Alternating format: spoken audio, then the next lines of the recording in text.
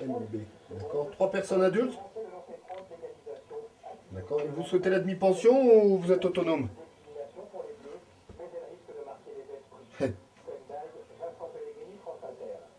Bah, comme vous voulez. Si vous souhaitez la demi-pension, vous nous appelez avant d'arriver. D'accord. Pour l'instant, je vous mets en nuitée.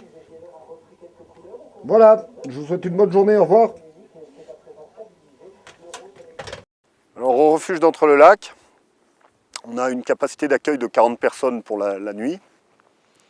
Et puis la journée, on voit, on va dire, entre 100 et 200 personnes par jour qui viennent soit prendre une consommation, soit se restaurer un petit peu. Les qualités d'un bon gardien de refuge, c'est donc principalement le sens de l'accueil.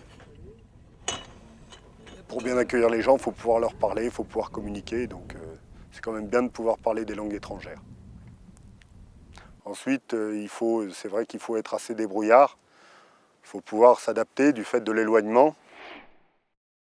Il faut être capable d'être un peu cuisinier, un peu femme de ménage, un petit peu sportif pour les portages, un petit peu bricoleur pour toutes les petites bricoles qu'il y a à faire dans le refuge.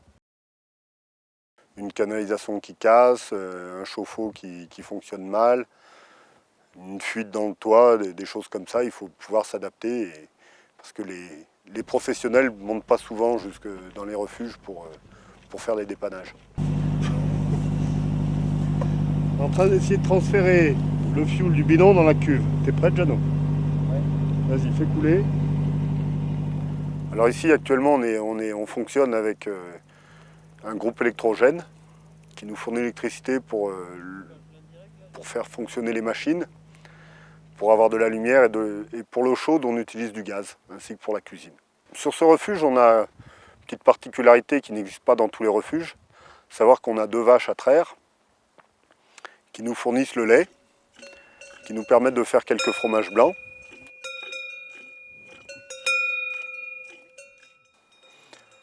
On ne savait pas faire avant le fromage blanc, on ne savait pas traire forcément. On a été formé par un berger qui passe une partie de la saison d'alpage avec nous et qui nous a enseigné toutes ces combines pour pouvoir faire le fromage blanc, faire de la tome, bien traire les vaches et s'en occuper.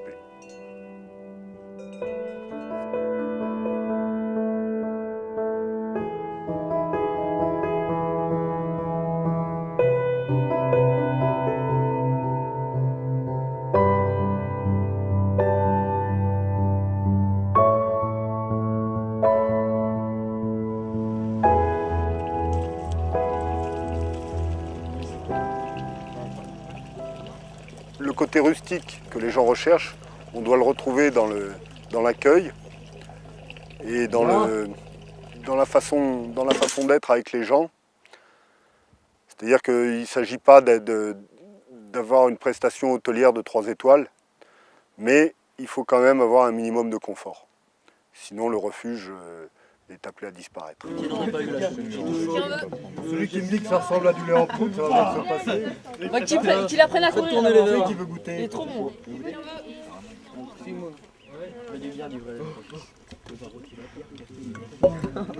On fait également les portages avec une mule. C'est un des attraits du refuge quand même, parce que quand les gens nous voient passer avec la mule chargée, ça a un côté un peu rustique qu'ils aiment bien en général.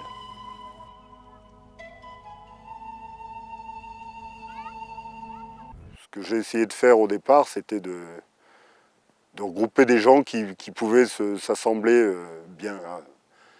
Donc on a toujours un peu des doutes à ce sujet-là, mais en l'occurrence, ça s'est vraiment très très bien passé et il y a vraiment une chouette équipe.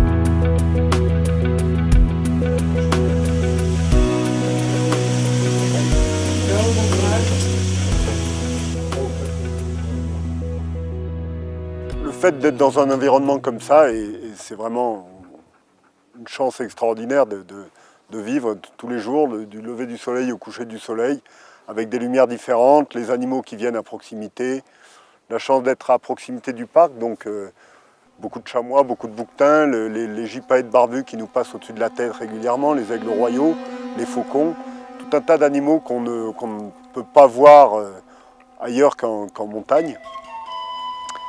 Et donc nous on les voit au quotidien.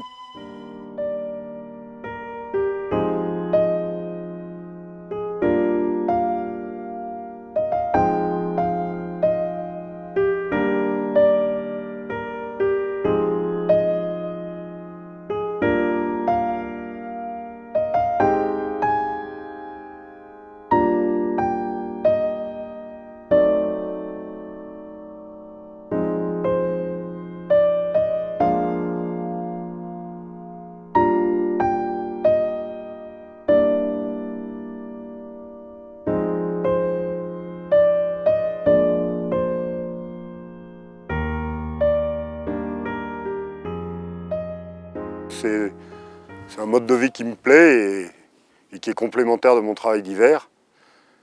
Et on a réussi à monter une équipe sympa et on a la chance de travailler dans un cadre fantastique et dans des conditions sympas. Donc c'est tout bonus.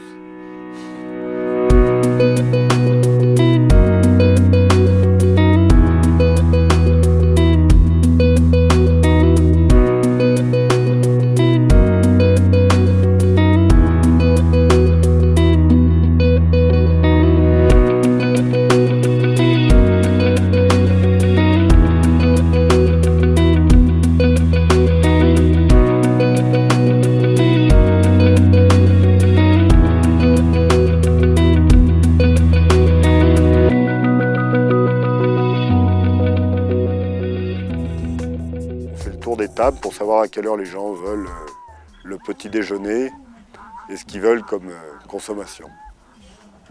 Ensuite vient à notre tour le temps de manger et de passer une bonne soirée.